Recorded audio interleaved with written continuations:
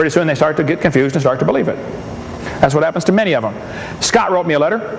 He said, Dr. Hovind, until I went to college, my faith in God was sound. But my college history class helped destroy that faith. Folks, evolution's not just in science class. It's in history, English, math, every class, okay?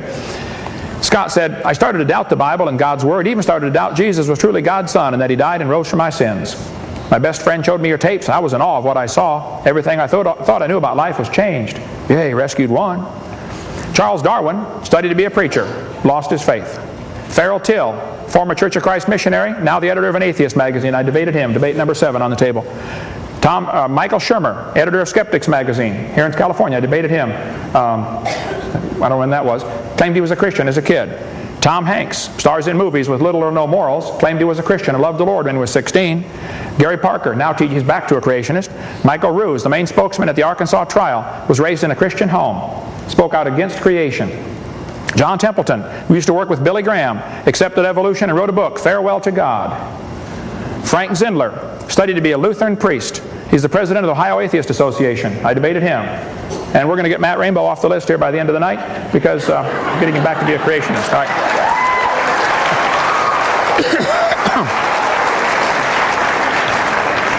Moses Mordecai Marx Levy, alias Karl Marx, when he was 17, wrote a paper on how much he loved the Lord. Then he went off to college, studied philosophy. First year in college, somebody destroyed his faith. Later he said, my objective in life is to dethrone God and destroy capitalism. Karl Marx, the father of communism. Marx tried to dedicate his book to Charles Darwin.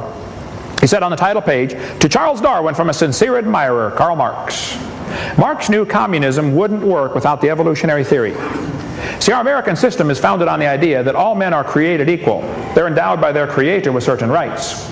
Communism is founded on the idea that all men evolved from slime and you're nothing but an animal. Major difference. We covered that on video number 5. Karl Marx had 6 children. 3 died of starvation in infancy. 2 others committed suicide. Not what you consider a successful father. Okay? Is that with my extra minutes I get, or that's just a regular? That's right. Oh, okay, good. Okay. At a very early age, while still a pupil at the ecclesiastical school, Christian school, Comrade Stalin, Joseph Stalin, developed a critical mind and revolutionary sentiments. He began to read Darwin and became an atheist. Joseph Stalin went to a Christian school as a kid. Joseph Stalin read that book and it changed his life forever. Joseph Stalin's responsible for killing somewhere between 60 and 100 million of his own people. I've got several people on my staff, including my daughter-in-law, who are from Ukraine, where 10 million people were killed by Joseph Stalin's goons in the Ukraine. Andrew Carnegie said he loved the Lord, wanted to serve God with his life. First year in college, he fell into believing in evolution. He said, man, if evolution's true, then I'm going to apply this to the business world. The strongest survive. And you won't understand the history of the trust busters and all that stuff that had to happen in the late 1800s until you understand how evolutionary thinking ties in. Carnegie left money behind to start an organization, which is still running, up in Berkeley, California, called the National Center for Science Education. The purpose of the National Center, the current president is Dr. Jeannie Scott. Their whole purpose is to keep creation out of schools and keep evolution in the schools. And if you try to do anything to get evolution out of your schools, the National Center for Science Education will be down your throat at Carnegie's expense. And he used to love the Lord. What happened?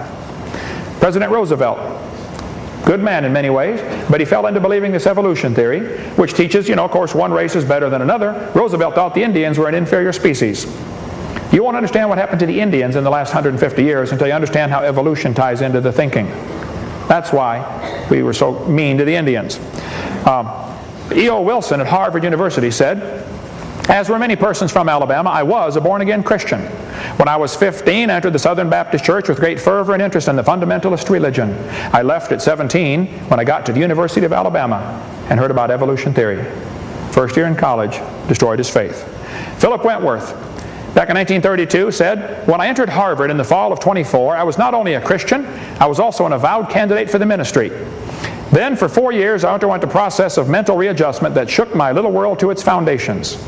Through it all, only one thing was clear to me. If I could reconcile religion with intelligence, I knew I could go on into my chosen career fortified by the experience. If I could not, every consideration of honor would compel me to make other plans. In the end, I gave up the ministry.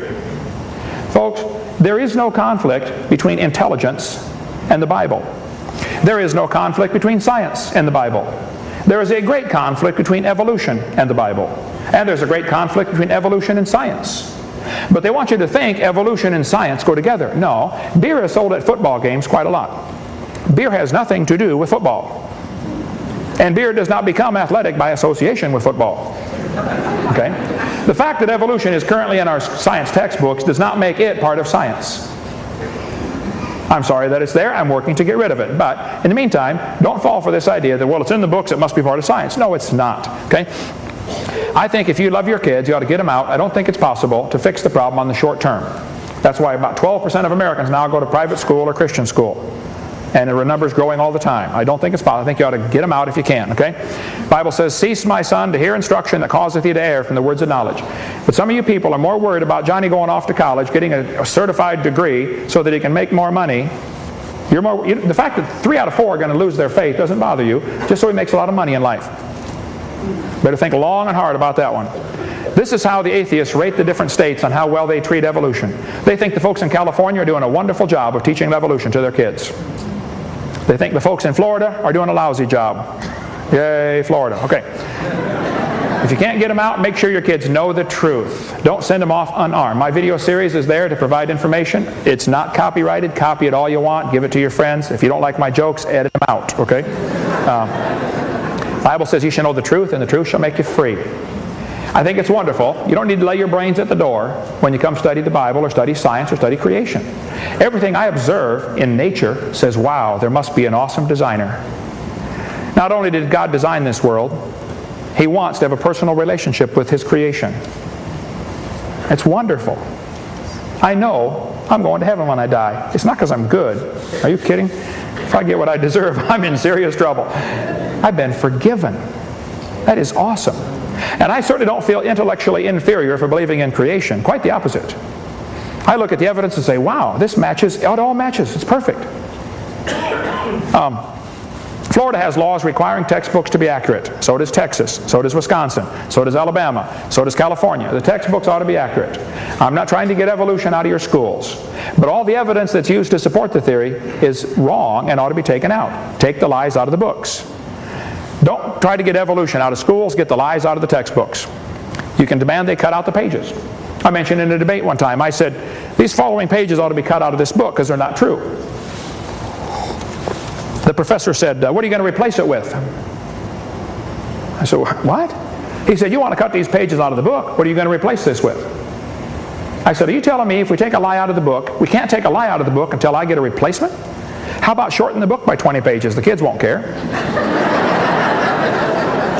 What the professor was trying to avoid saying was, we don't have any real evidence for our theory except things that have been proven wrong, and if you take this out of the book, I'm stuck with nothing to prove my theory. Well, that's your fault. Don't blame me. You chose the dumb theory, not me. Get some evidence, okay? Glue the pages together, put a warning sticker in the front cover. You got to get students my little brainwashed book. Our printing cost is $1 a piece. Buy 1,000 of them, give them to every kid in the county. Teachers will have a hard time teaching evolution for the next 10 years if you give those things out. Get your kid exempt from class. Say, teacher, I don't want my kid taught evolution. There's legal ways to make sure that they can't teach them evolution, okay? You can teach creation in the classroom. There's never been a law against it. In closing here, God doesn't lie. The Bible says God cannot lie. He promised, whosoever shall call upon the name of the Lord shall be saved. 35 years ago next month, I said, Lord, I'm a sinner. He said, you can say that again. I said, yes, I know, Lord, but and I believe I deserve to go to hell. He said, you can say that again too. I said, but Lord, I believe you died for me, and I want you to forgive me and save me right now. And February 9th, 1969, I prayed and asked the Lord to forgive me, save me. Hey, where are you going when you die? You really ought to think about it. You're going to be dead for a long time. You're going to actually be dead longer than you're going to be alive. Think about that one. If we can help, it's what our ministry exists for. I appreciate the work going into the animations, but folks, I'd have to say, in a court of law, it wouldn't hold up 3 seconds. It's an imagination. It's an animation. It's not reality. We don't observe it. So the argument tonight is, where's the evidence for evolution? I'm still waiting to see it. Thank you so much.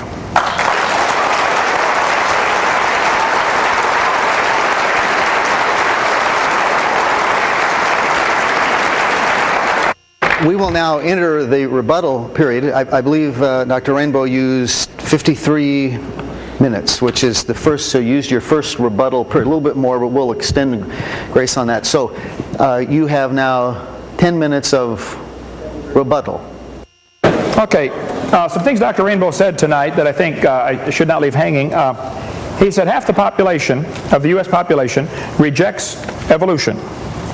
I think the implication is because they reject it because they don't understand it. I think quite the opposite is true. I think they do understand it and reject it. How many of you think you do understand what the evolution is trying to teach and you still reject it? Now, the choice is for the evolutionist to look at these hands and say, well, you people are stupid. Or to look at it and say, maybe there's a reason they're not getting it.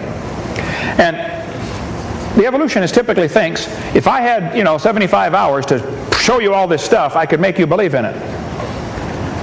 Well, that is, again, implying you're dumb, I'm smart. You just don't know everything I know, or else you'd believe like I believe. I think the opposite is true. I think there are thousands of scientists who have studied this very carefully and thoroughly rejected the concept. It doesn't work. It doesn't happen. So I would certainly agree that over half the population doesn't believe in it, but I disagree that means they're dumb. Actually, I think it means they're smart enough to realize that they didn't get brainwashed with all this teaching. He said evolution is the central unifying principle of biology. This has been the mantra for the last 20 years. The evolutionists keep saying, oh, you have to teach evolution. This is the central unifying theme. Well, just because they say that doesn't mean it is. I could say creation is the central unifying theme of the world. And they would say, I disagree. Okay, well, just saying something doesn't make it true. And you hear this over and over, and I see this in the court cases as I read about what happened in textbooks. They say, evolution is the central theme. Evolution has nothing to do with biology. You could learn all the muscles, all the bones, all the nerves, all the fibers of the body, and never study evolution. You can teach the kids, okay kids, flexors, extenders, biceps, triceps, deltoid, rectus femoris, and all these muscles of the body. You don't have to learn about, if the kid says, well, how'd they get there? Well, we don't know. We're learning the anatomy. Here's how it works. Evolution is unnecessary. It's a useless theory, and I think it's counterproductive. I think it's a waste of classroom time. And I think it shows up on the test scores. Now as American kids test lower and lower and lower in their general knowledge of science because they waste so much time teaching that dumb theory. That's my totally unbiased opinion. Okay? He said tonight that evolution glorifies God. Okay? I will stand by my guns. It is not the God of the Bible. I debated Hugh Ross for 3 hours on the John Ankerberg show, and he was saying how that, God needed millions of years to make this happen, and how the Neanderthals were, soulless humans and all this stuff. I said, I am very concerned that when you and I say the word God, we're talking about two different things. I think you have a different God than I do. Okay? I think Osama bin Laden believes in God, but he has a different God than I do. Okay? Very different God than I do. So I don't think God used evolution. There's no evidence for it anyway. Why blame that on him? Okay? He says atoms are self-assembled by a process we don't understand. Well, again, you're welcome to believe that, but that's, again, not science. I think the fact that atoms can self-assemble is evidence of design. The idea that in the beginning, God created the heaven and earth and God plus dirt equals humans, that's not a problem for me to believe. But time plus dirt equals humans is a real problem for me to believe. This computer right here is nothing but natural components. There's nothing supernatural about a computer. There's not a little man running around in there changing the numbers on the screen, okay? It can be understood by purely natural processes. However, it didn't assemble itself. It can't assemble itself. You couldn't even get a nut and a bolt to evolve by chance that would fit together, let alone a 747. You couldn't get one nut on one bolt by blind chance. So if they want to believe all this happened, that's fine. But the atoms self-assemble because they're designed to do that. Okay? And as far as the assembly process, that's something I'd love to hear an evolution explain. How did we get from asexual reproduction to sexual reproduction? Which evolved first, the male or the female? So you got a real problem here. So as soon as you start going from asexual to sexual reproduction, you got to find two of the opposite sex in the same place at the same time. It's a big world, they're talking billions of years. They got to find each other and be interested. Now you really got a problem, okay? So, lastly, not almost lastly here, 3 minutes, did you say? Okay. He said, I mentioned that, okay, lobe-finned fish, he gave the picture